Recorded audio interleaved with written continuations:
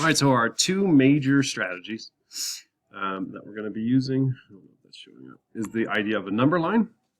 So if we're just looking at like 1/2 divided by 3, we have that number line. Again, so if your problem is about length, it's about like a thing that you have that is long, a number line makes a lot of sense because a number line is about length. We plot out all the numbers, okay, 0 to 3, and then we split it into half. Wait, no. That's I was starting 3 to, that was 3 divided by half.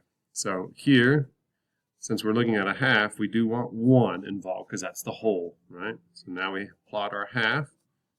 Okay, so that's 1/2, and then we're dividing it into 3 pieces. So here I need to divide that half into 3, and then to give me a better sense of what I'm looking at, I want to divide the other half into 3.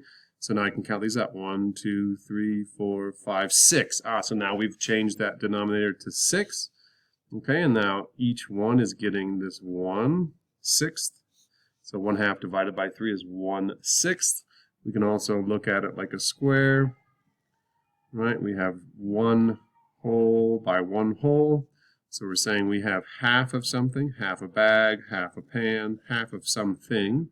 All right, now we want to split that in so we have a half, so we can do that. If you want to use 2 colors like Pedro Pablo suggested, please do.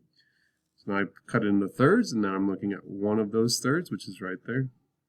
All right, so each person gets 1 out of 6. So again, if we look at 1/2 divided by 3 equals 1/6, what does that remind you of? Why does that work? Because we're looking at 1/3, right? When we divide by 3, that's the same. So like if I have 21 divided by 3, that would be 7. 21 times 1/3, or 1/3 of 21, that's 7. That's why we've been talking about that. All right, so these are going to be your 2 go-to strategies for those story problems that you're going to do. And what do those story problems look like? It's just like the other day. You choose your adventure. So more do-it-yourself story problems. I'm going to just do the first one, okay?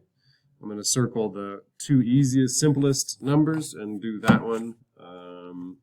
Man, and then, oh, good Lord. So I have to do all of those. So that's that's a lot. So I'm going to have to show a lot of answers. So I'm going to work through one and then show a lot of answers. Go ahead and circle that A, just to acknowledge that you listen to that. And we're going to choose and circle one of the numbers in parentheses, write an expression.